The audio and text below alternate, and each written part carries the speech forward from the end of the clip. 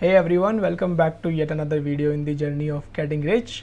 आज की इस वीडियो में हम एंजल वन के बारे में बात करने वाले हैं क्योंकि देखा गया है कि कोविड के आने के बाद से, लॉकडाउन लगने के बाद से यहाँ पे इंडिया के अंदर जो डीमैट अकाउंट ओपनिंग की जो यहाँ पे ग्रोथ देखने को मिली है वो बहुत ही आउटस्टैंडिंग ग्रोथ यहाँ देखने को मिली है।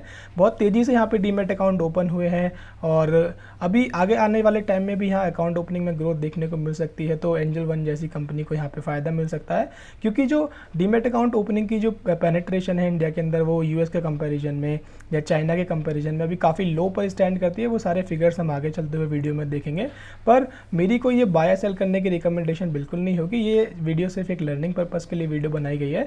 तो आप जो भी डिसीजन लेंगे वो आपका खुद का डिसीजन होगा। मेरे कहने से सिर्फ आप इन चीज़ों को सीखेंगे, एनालाइज करना सीखेंगे ताकि आप एक इंडिपेंडेंट इन्वेस्टर बन सकें और आपको टिप्स के बेस पर भी काम करने की ज़रूरत ना पड़े। So let's get started.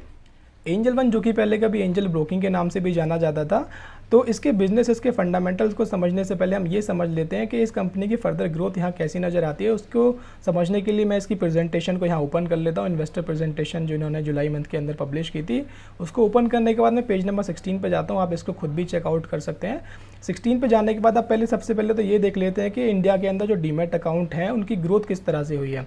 तो 13 के अंदर जो कभी 21 मिलियन यहाँ पे हुआ करते थे, अब वो फाइनेंशियल ईयर 20 के अंदर 41 मिलियन हो गए। लगभग इसको 7 ईयर्स का टाइम लगा डबल होने में। वहीं अगर फाइनेंशियल ईयर 20 के बाद से बात करें तो इसको सिर्फ और सिर्फ 2 साल लगे वहाँ से डबल होने में, और डबल से भी ज़्यादा होने में एक्चुअली। यहाँ पे उसके बाद Q1 के अंदर यहाँ देखेंगे तो थोड़ा सा सिर्फ 7 मिलियंस यहाँ ऐड हुए हैं। अगर 7 मिलियंस भी हम कंसिडर करें तो फाइनेंशियल ईयर 2023 के अंदर यहाँ पे जो के एंड तक जो टोटल डीमैट अकाउंट यहाँ ओपन होते हुए नजर आएंगे वो आएंगे 90 + 28 = 118।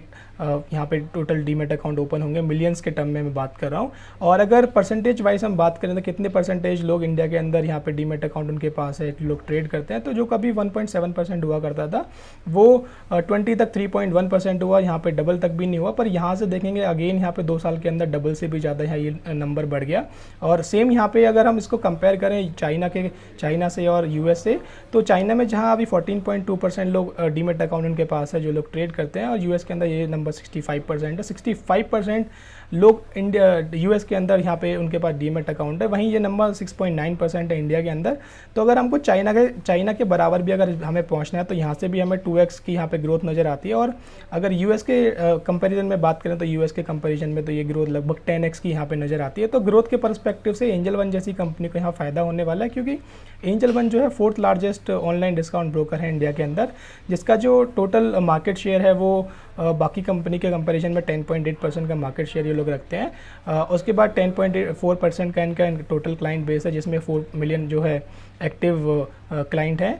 और यहाँ पे जो इन्होंने लास्ट क्वार्टर के अंदर क्लाइंट एक्विजिशन किया है वो थोड़ा सा यहाँ पे डिप हुआ है, क्योंकि पिछले कुछ समय से जो देखा गया है कि स्टॉक मार्केट थोड़ा कंसोलिडेशन के फेज से गुजर रहा है। तो इसी वजह से यहाँ पे नंबर ऑफ ऑर्डर्स भी यहाँ पे थोड़े कम देखने को मिल रहे हैं, क्योंकि लोग इतना ज़्यादा ट्रेड नहीं कर रहे, क्योंकि वो कंसोलिडेशन में है। जैसे ही मार्केट बुलन में जाना शुरू करेगा तो वापस से नंबर ठीक होते हुए नजर आएंगे। पर अदर थिंग यहाँ पे सारी चीज़ें यहाँ पे अच्छी नज़र आ रही है। यहाँ पे largest increment, second largest in incremental NSE active client, 10.6% shares in NSE active client. तो ये बाकी चीज़ें यहाँ पे अप हुई हैं और रेटिंग भी यहाँ पे इनकी बेहतर हुई है। तो अब चलते हैं इसके फाइनेंशियल्स को समझ लेते हैं। उसको समझने के लिए वापस से मैं स्कीनर.इन की वेबसाइट पे आता हूँ। और इसका स्टॉक पी की बात करें तो 16.3% का 16.3 का स्टॉक पी है, जो कि इंडस्ट्री पी से काफ़ी नीचे है। That is good point. ROC और आरओई अगर आप देखेंगे तो यहाँ पे बहुत ही यहाँ पे हेल्दी नज़र आता है। 30% से ऊपर इनका आरओसी है और आरओई 46% का नज़र आता है। तो यहाँ पे अमेजिंग यहाँ पे इसके आरओसी आरओई दोनों हैं। और डेट टू इक्विटी 0.7% है, क्योंकि ये डिस्काउंट ब्रोकरेज में है और इनको मार्जिन ट्रेडिंग भी प्रोवाइड करनी होती है। तो यहाँ पे debt to equity is fine. Promoter holding की बात करें तो यहाँ आगे चलते हुए देखेंगे 43.8% यहाँ दिखता है। आगे फर्दर क्या हमें नीचे नज़र आता है वो भी हम देखेंगे। अब जो सबसे पहले हम काम करते हैं कि इसके पी को कंपेयर कर लेते हैं खुद से, तो वो हम 5 ईयर पे 5 ईयर पे देखें तो 5 ईयर से नीचे यहाँ ट्रेड कर रहा है। 3 ईयर पे देखें तो 3 ईयर से भी नीचे ट्रेड कर रहा है।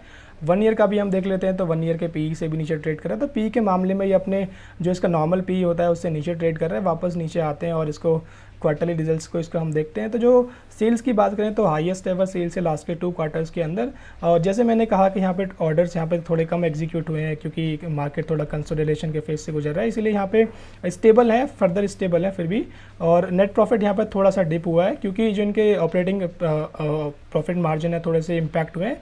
उसके पीछे रीज़न क्या है कि इनका जो एम्प्लॉय कॉस्ट है थोड़ा बढ़ गया है, क्योंकि यहाँ पे इन्फ्लेशन था, इन्फ्लेशन की वजह से यहाँ पे इनको एम्प्लॉय की कॉस्ट बढ़ानी पड़ी, जिसके कारण से इनका OPM यहाँ पे थोड़ा सा इम्पैक्ट हुआ है। अदरवाइज़ यहाँ पे सारे जो रिजल्ट्स यहाँ पे बहुत ही बेहतर नज़र आते हैं। जो कभी जून 2009 के क्वार्टर में 5 करोड़ का इनका प्रॉफिट हुआ करता था, उसके कंपेरिजन में ये 182 करोड़ का प्रॉफिट और यहाँ पे 205 करोड़, मतलब 40 टाइम्स का इनका नेट प्रॉफिट यहाँ इंक्रीज़ हुआ है जिस सिर्फ और सिर्फ लगभग 3 साल के अंदर।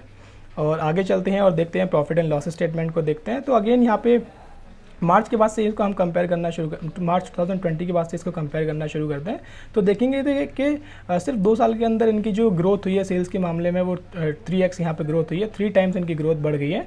और ऑपरेटिंग प्रॉफिट मार्जिन भी यहाँ इंप्रूव हुए हैं, जो कभी 24% हुआ करते थे 40% तक जा चुके हैं। और इसके प्रॉफिट की बात करें तो प्रॉफिट भी यहाँ देखेंगे तो प्रॉफिट तो लगभग 8x से भी लगभग 8x यहाँ पे इनके प्रॉफिट इंप्रूव हुए हैं।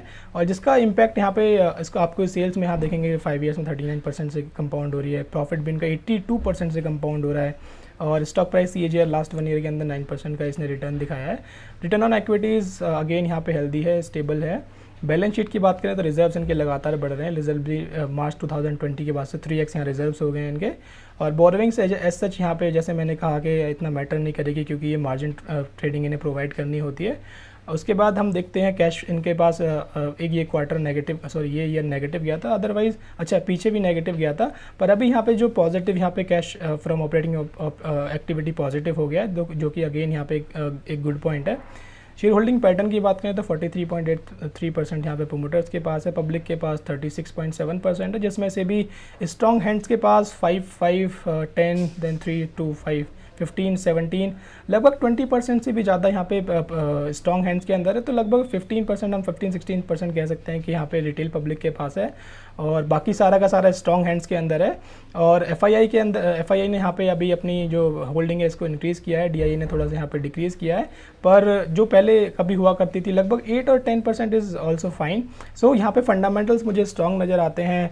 अपनी PE से यहाँ पे काफ़ी नीचे ट्रेड भी कर रहा है। और पिछले सेल्स की बात करें तो सेल्स भी पिछले 3 साल के अंदर 3x हो गई हैं, और यहाँ पे जो प्रॉफिट है वो प्रॉफिट तो यहाँ पे लगभग 7x से भी ज़्यादा यहाँ पे हो गया। तो अब इसके चार्ट को भी हम एक बार यहाँ ओपन कर लेते हैं। चार्ट को ओपन करने के बाद में सबसे पहले जहाँ इसका IPO आया था उसके बाद से ही मैं बात कर लेता हूँ।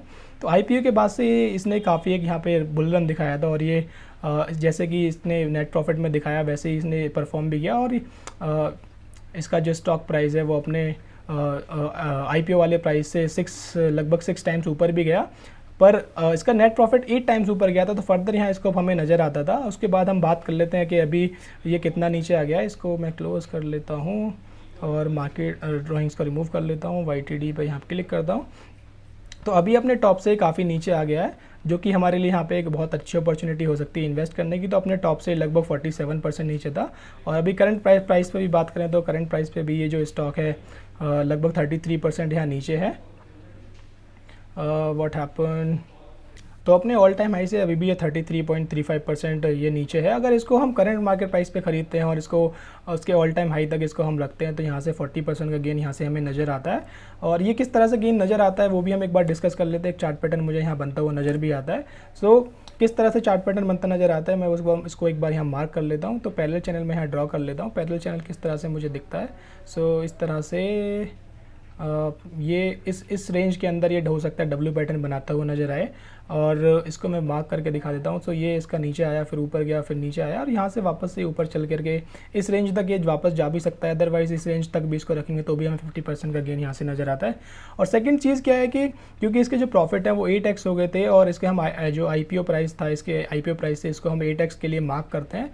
तो 8x के लिए अगर हम मार्क करना शुरू करते हैं तो इसको मैं थोड़ा सा और नीचे कर लेता हूँ, और इसको मैं 8x मार्क करता हूँ। तो यहाँ पे 8x लगभग यहाँ पे हो जाता है, और इसको थोड़ा सा और नीचे कर लेता हूँ। 8x यहाँ पे हो गया है। तो अगर करंट प्राइस से इसको 8x रखने तक की भी बात करें, क्योंकि इसके जो प्रॉफिट्स थे वो 8x हुए थे, तो यहाँ से 90% का गेन नज़र आता है, जो कि इस चैनल के आसपास ही नज़र आता है। तो इस तरह से भी हम इस स्टॉक के अंदर ट्रेड ले सकते हैं। और W पैटर्न की अगर हम बात करें तो इसने पहले भी W पैटर्न बनाया था, वो मैं एक बार आपको रिमूव करके इन ड्राइंग्स को दिखा देता हूँ किस तरह से इसने W पैटर्न बनाया था। और W पैटर्न एक्चुअली काम करता है, और किस तरह से काम करता है वो मैं यहाँ पर आपको दिखा देता हूँ। तो इस पैरेलल चैनल के अंदर इसने एक W पैटर्न बनाया है, और यहाँ पे किस तरह से बनाया था, इस तरह से इसने W पैटर्न बनाया था। और सेम W पैटर्न ये फिर से बनाता हुआ नज़र यहाँ आ भी रहा है। सो इस चैनल के अंदर जो भी मैंने यहाँ पे मार्क करके आपको दिखाया था, तो इस चैनल के अंदर इस तरह से डब्ल्यू पैटर्न ही बनाता हुआ नजर यहाँ आ भी रहा है। और हो सकता है वापस से ये जो इसका स्टॉक का प्राइस है वापस से ऊपर जाए और अपने लाइफ टाइम हाई तक तो जाएगा ही, उसके बाद ऊपर जैसे मैंने कहा कि एटेक्स के जो रेंज है उसको क्रॉस करते हुए हो सकता है ऊपर निकल जाए, तो वहाँ से भी हमें 90% का गेन नज़र आता है।